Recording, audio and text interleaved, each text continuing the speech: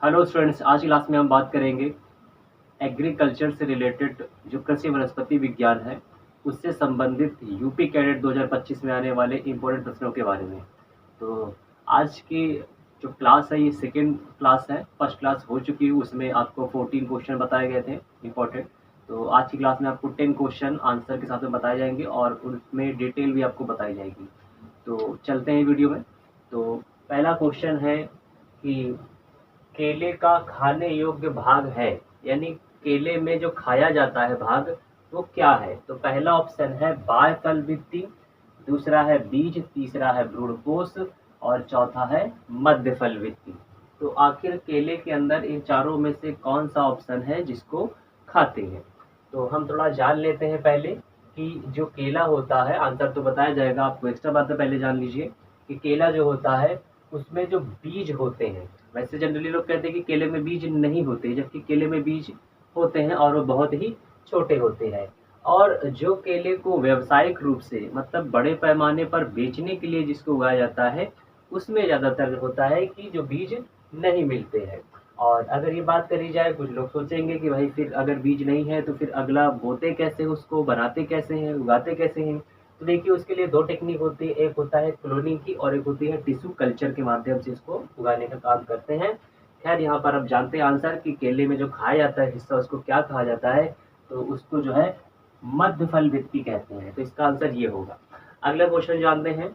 तो अगला प्रश्न है कि कोशिका का सबसे छोटा कोशिकांग कौन होता है। यानी कोशिका होती है, सेल होती है, पादप कोशिका है जैसे जंतु कोशिका है, तो उसके अंदर बहुत सारे कोशिकांग होते हैं। कोशिकांग किसको कहा जाता है, जैसे कि गाल्जी काय है, माइटोकॉन्ड्रिया है, क्लोरोप्लास्ट है, ये सबको क्या कहा जाएगा, कोशिकांग कहा जाएगा। तो पूछ रहे हैं इसमें कि कोशिका के अंदर सबसे छोटा कोशिकांग कौन होता है। तो जैसे पहला ऑप्शन है क्लोरोप्लास्ट, दूसरा है क्रोमोप्लास्ट, ल्यूकोप्लास्ट, राइबोसोम। तो आखिर इनमें से कौन सा आंसर होगा। तो क्लोरोप्लास्ट तो जानते हैं हरित लवक, इसकी वजह से पेड़ पौधे का रंग जो है हरा होता है, उसमें पत्तियां हरी होती हैं। क्रोमोप्लास्ट जो होता है तो ये भी एक प्रकार का लवक होता है। लवक देखिए इसको कहते हैं, जैसे क्लोरोप्लास्ट है ये भी एक लवक है, क्रोमोप्लास्ट ये भी एक लवक है और ल्यूकोप्लास्ट ये भी एक लवक होता है। ठीक है।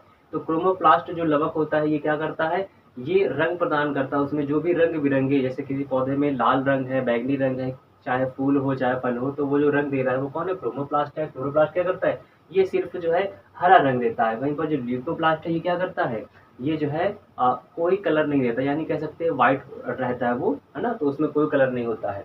तो आगे बात करते हैं कि इनमें से कौन सा हमारा जो ऑप्शन है वो इसका आंसर होगा कि जो सबसे छोटा कोशिकांग होता है, तो सबसे छोटा कोशिकांग जो होता है वो राइबोसोम होता है। अगला क्वेश्चन जानते हैं कि प्रोटीन बने होते हैं, प्रोटीन जो होते हैं वो किसके बनते हैं, हाँ, कौन सी चीज होती है जो प्रोटीन को बनाती है। तो प्रोटीन बनी होती है, पहला ऑप्शन है सेलुलोज, दूसरा है फैटी अम्ल, तीसरा है ग्लूकोज, चौथा है अमीनो अम्ल। आखिर इनमें से किन से प्रोटीन जो है बनता है। तो सेलुलोज जो होता है, देखिए जो सेल वॉल के बाहर जो लकड़ी होती है, भाई कोशिका भित्ति जो मिलती है वो सेलुलोज की बनी होती है, यानी जितनी भी लकड़ी वाला पार्ट है वो सब क्या है, सेलुलोज है।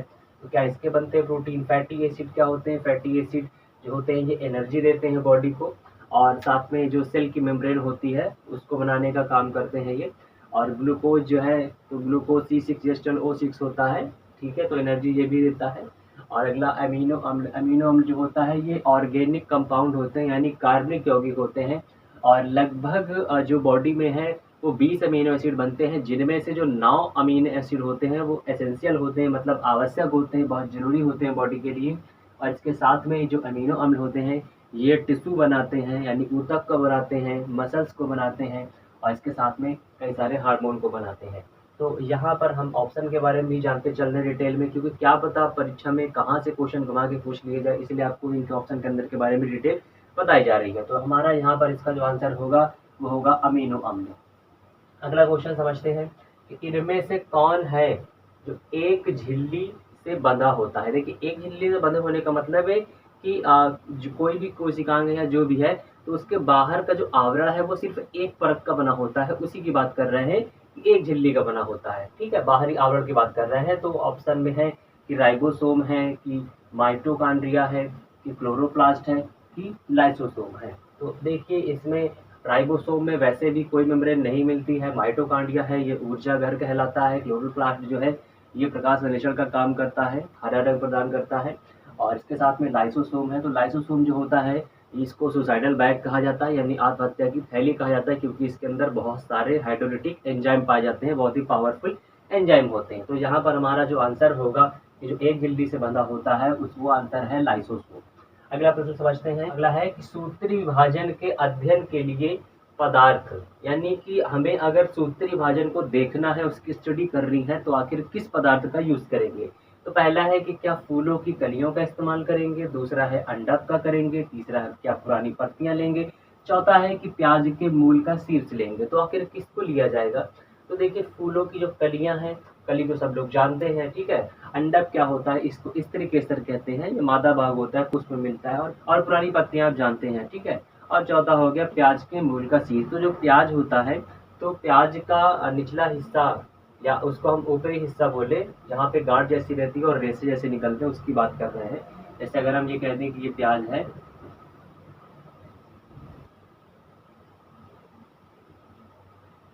तो ये जैसे प्याज है और यहाँ पे जो रेसे निकले, इसी की बात कर रहे हैं। तो हमारा इसका जो आंसर होगा कि सूत्री विभाजन का अध्ययन के लिए हम किसका इस्तेमाल करेंगे, प्याज के मूल का करेंगे। मूल मतलब जड़ होती है। समसूत्री, इसमें जान लेते हैं थोड़ा सूत्री विभाजन क्या होता है। सूत्री विभाजन का एक दूसरा नाम होता है समसूत्री विभाजन, ठीक है। सम मतलब होता है समान, यानी ये वाला जब कोशिका का विभाजन होता है तो एक कोशिका से दो कोशिकाएं बनती है, ठीक है। और साथ में जो सूत्री विभाजन होता है, इसी को समसूत्री विभाजन भी कहते हैं। ये कायिक कोशिका में होता है, मतलब बॉडी में होता है, काया में होता है ना। ये काया मतलब कि जो जनन वाली सेल हो उसको छोड़ दे, बाकी हिस्सा कोई भी होगा वहां पर होगा। ये पादप और जंतु दोनों कोशिकाओं में होता है। अगला क्वेश्चन है कि मूल रोम उत्पन्न होते हैं। मूल, मूल मतलब होता है जड़, रोम मतलब रोए, यानी जड़ में जो रोए निकले, जैसे शरीर में क्या होता है, रोए निकले होते हैं, उसी तरह से क्या कर रहे हैं कि जो जड़ है उसमें भी रोए निकले रहते हैं। जैसे मूली में आपने देखा होगा कि रेशा निकला रहता है, उसी की बात कर रहे हैं कि मूल रोम जो है वो उत्पन्न होते हैं। वो बनते हैं कहाँ से बनते हैं, वल्कुट से बनते हैं। वल्कुट को कॉर्टेक्स भी कहा जाता है। अंतः त्वचा से बनते हैं, अंतः जो सबसे अंदर होती है, इसको एंडोडर्मिस कहते हैं इंग्लिश में। पेरिसाइकल से बनते हैं, इसी को हिंदी में पेरिरंभ कहते हैं, ठीक है। पेरिरंभ जो है अंतः त्वचा के अंदर की लेयर होती है। और फिर बाद में है कि मूली त्वचा से बनते हैं। तो आखिर हमारा यहाँ पे कौन सा आंसर होगा। तो हम यहाँ पे आंसर जानते हैं अपना कि मूली त्वचा होगा। मूल, तो इसके बारे में थोड़ा जान लेते हैं कि मूली त्वचा क्या होती है। तो देखिए जो मूली त्वचा होती है ये पानी का और जो पोषक पदार्थ होते हैं उनका एब्जॉर्ब करती है, उनको अवशोषण करती है। और इसके साथ में जो है ये जड़ में मिलता है। और ये बाहरी परत, इसको आप कह सकते हैं कि ये बाहरी परत होती है। अगला क्वेश्चन जानते हैं कि तने की लंबाई का कारण क्या है, कि जो तना है वो लंबा होता जा रहा है, उसके पीछे का रीजन क्या है।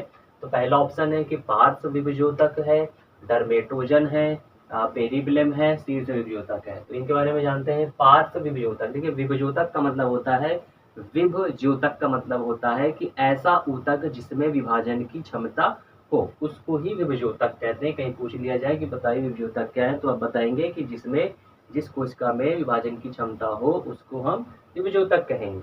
पार्श्व है, पार्श्व का मतलब साइड। तो जैसे कोई पेड़ होता है और उसके पेड़ में साइड से शाखाएं निकलती हैं, ठीक है। तो वो कैसे हो रहा है, कैसे निकल पा रहा है, किस वजह से निकल पा रहा है, क्योंकि उसमें पार्श्व विभजोतक हो रहा है। तो साइड से जो कोई चीज निकल रही है, उग रही है, वो पार्श्व विभजोतक होता है। डर्मेटोजन क्या होता है, डर्मेटोजन एक प्रकार का ऊतक है और ये क्या करता है, ये बाह्य त्वचा को बनाता है, ठीक है, यानी एपिडर्मिस को बनाता है। पेरिबिलम क्या होता है, पेरिबिलम जो होता है विभजोतक, जो ऊतक है उसकी परत ये है, मतलब उसी को बोलते हैं विभजोतक की जो परत होती है। और साथ में ये क्या बनाती है, ये कॉर्टेक्स बनाती है, यानी जो वल्कुट वाला हिस्सा है, यहाँ पर आया था ऑप्शन में वल्कुट, तो उसको ये बनाती है। फिर अगला है कि शीर्ष विभजोतक। तो उसी तरह से जो कोशिकाएं विभाजित होकर के शीर्ष को ऊपर लंबाई में जा रही है ना, जैसे पेड़ है ऊपरी उसका छोर सिरा होता है, तो लास्ट का अंतिम जो छोर होता है, तो वहां पर जो ऊतक मिलते हैं वो शीर्ष विभजोतक है।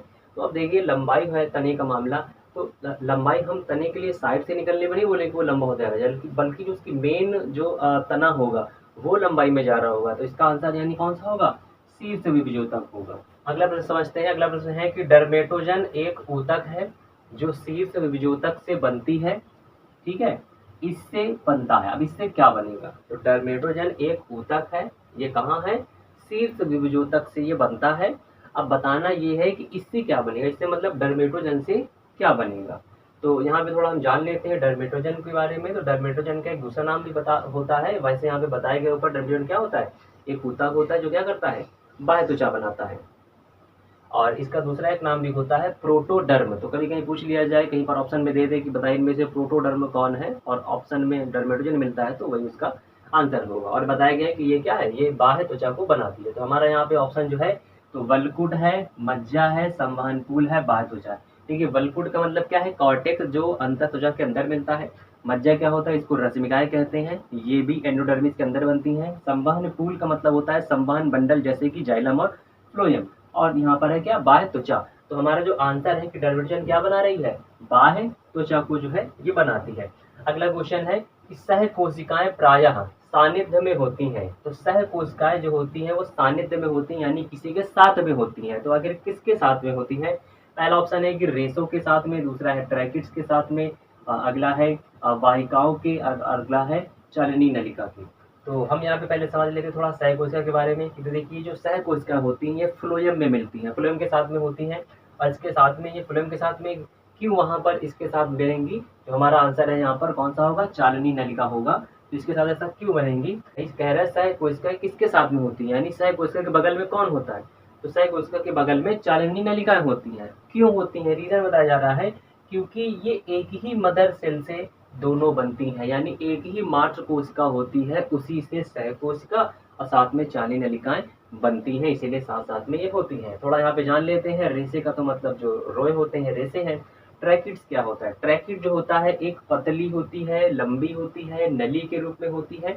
और ये क्या है, ये सेल है, ये कोशिका है। ठीक है, तो ट्रैकिड एक तरह की कोशिका है, पतली है, लंबी है, नली के रूप में है।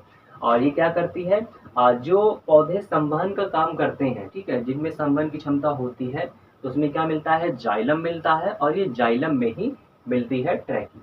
वाहिकाएं क्या होती है, जाइलम का ही एक हिस्सा होता है, उसी को वाहिका कहते हैं। आंसर इसका बता दिया गया है। अगला क्वेश्चन है कि तने के आवर्धी संवहन पूल में नहीं होता। तो तना का जो आवर्धी संवहन पूल है उसमें नहीं होता, क्या नहीं होता, तो ऑप्शन में है जाइलम नहीं होता, फ्लोएम नहीं होता, कैम्बियम नहीं होता, या सभी नहीं होते। तो आंसर बताने से पहले बता दें इसमें कि आवर्धी का मतलब देखिए होता है बंद, ठीक है, और संवहन पूल का मतलब क्या होता है, संवहन बंडल, जिसमें जाइलम और फ्लोएम होते हैं। तो ये इनका मतलब बता दिया गया। तो हमारा यहाँ पे आंसर जो होगा वो कैम्बियम होगा। ठीक है, कैम्बियम को ही हम एधा भी कहते हैं। ठीक है, तो इसका आंसर ये होगा। आई होप कि आपको ये वीडियो पसंद आया होगा। तो मिलते हैं इस तरह के नेक्स्ट इंपॉर्टेंट वीडियो में।